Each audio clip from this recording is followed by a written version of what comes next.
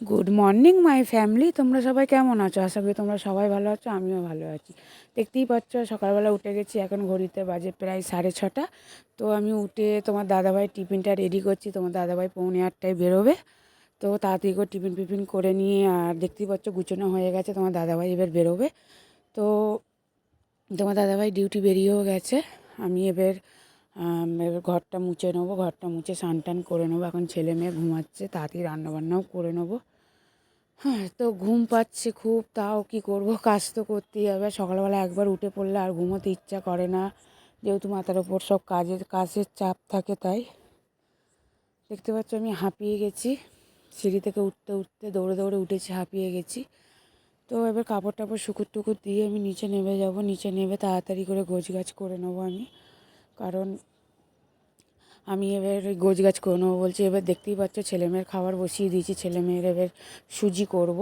তো ওর খাবারটা বসিয়ে দিয়ে আমি একটু চা খেয়ে নেবো, কারণ ওদের খাবারটা ঠান্ডা হতে একটু সময় লাগে। তো দেখতেই পাচ্ছ মেয়ে ঘুম থেকে উঠে গেছে, কিন্তু ছেলে ওঠেনি। মেয়ে উঠে যাওয়া মানেই ছেলেকে ও তুলে দেবে, তাই ওদেরকে ইচ্ছা করে করে তুলে দিচ্ছে। তো এখানে খাবার টাবার আমি ঠান্ডা করতে দিয়ে দিয়েছি। এই দেখতেই পাচ্ছ আমি চা রুটি নিয়ে বসে পড়েছি। তো আমি ভাবলাম ওদের খাবারটা ঠান্ডা হচ্ছে, ততক্ষণ আমি তাহলে একটু খেয়ে নিই।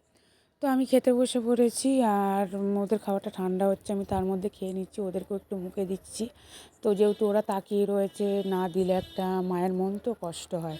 তো আগে যখন আমার মায়েরা, মানে আমার মা বা সবারই মায়েরা যখন আমাদের মানুষ করেছে, আমরা অতটা বুঝতে পারিনি। এখন বুঝতে পারি যে বাচ্চা মানুষ করা কতটা টাফ ব্যাপার, যেহেতু আমি একা হাতে আমার দুটো ছেলে মেয়েকে মানুষ করছি। তো এটা সবারই হয়তো কষ্ট হয়, সবার থেকে হয়তো আমার বেশি কষ্ট। আমার বাড়ি ভর্তি লোক থেকেও আমার কেউ বাচ্চা ধরে না। আমাকে দুটো বাচ্চাকে একা থেকে মানুষ করেছি আমি, করছি। তো রুটিটা আমার খাওয়া হয়ে গেল। তো আজকে রুটি তোমার দাদাভাইকে করে দিয়েছিলাম, তড়কা রুটি করে দিয়েছিলাম। তো এখন আমি তড়কা রুটিটা খেয়ে নিচ্ছি। খেয়ে নিয়েই দেখতে পাচ্ছ ছেলেমেয়ের খাবার নিয়ে বসে পড়েছি।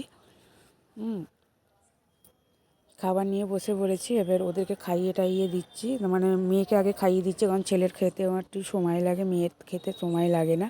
যেহেতু মেয়ে মুখে খাবার রেখে রেখে খেতে পারে না, ও তাড়াতাড়ি করে খেয়ে নেয়। কিন্তু আমার ছেলে মুখের মধ্যে খাবার রাখার স্বভাব ও ছোটো থেকেই।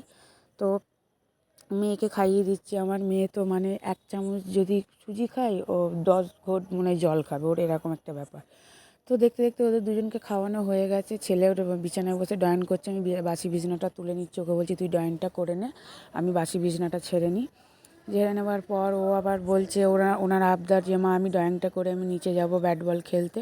ওই আমার শাশুড়ি মাঠে দাঁড়িয়ে থাকে, ও খেলা করে। তো ও ড্রয়িংটা করছে না, তুই কর, ওকে আমি দেখিয়ে দেখিয়ে দিচ্ছি যে এই কালারটা এতে হবে, ওই কালারটা হতে হবে, ওই নিয়ে করছে।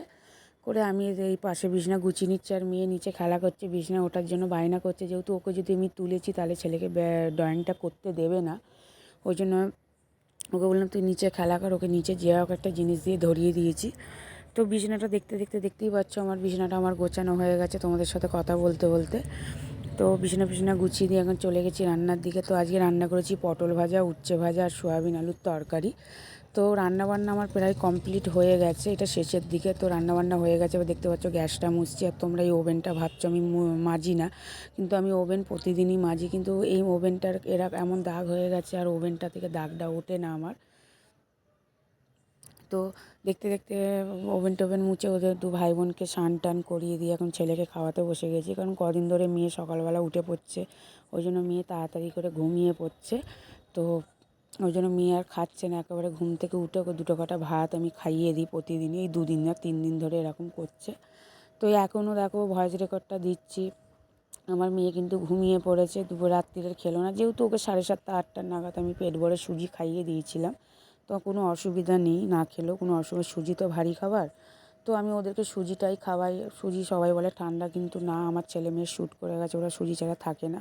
তো দেখতে দেখতে ছেলেকে খাওয়ানো হয়ে গেল। মুখ টুক ধুয়ে ওকে বললাম তুই একটু টিভিতে কার্টুন দেখ, আমি ততক্ষণ খেয়ে নিই। এখন ঘড়ির কাঁটায় প্রায় 1:30 বাজে, আমি তাড়াতাড়ি করে খেয়ে নিচ্ছি, খেয়ে দিয়ে যাবো ছাদে কাপড় তুলতে। তো মেয়ে এখন তো ঘুমিয়ে পড়ছে, কোনো টেনশান নেই, মেয়ে ঘুম থেকে উঠবে ঠিক 3:30, কারণ ওর প্রতিদিনের এইটা 3:30 ঘুম থেকে উঠবে।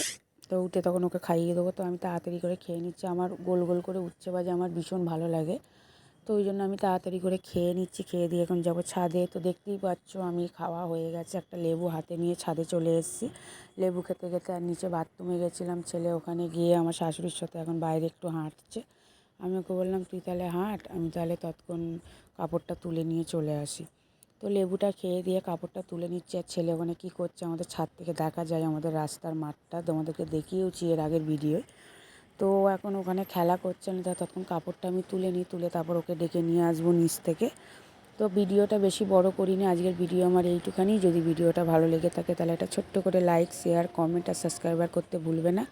তো দেখা হচ্ছে আমার একটা নেক্সট ভিডিওতে। সবাই ভালো থাকবেন, সুস্থ থাকবেন। তো তোমরা দয়া করে রিকোয়েস্ট করছি একটা ছোট্ট করে আমাকে একটু লাইকটা করে দিও ভিডিওটা যদি ভালো লাগে।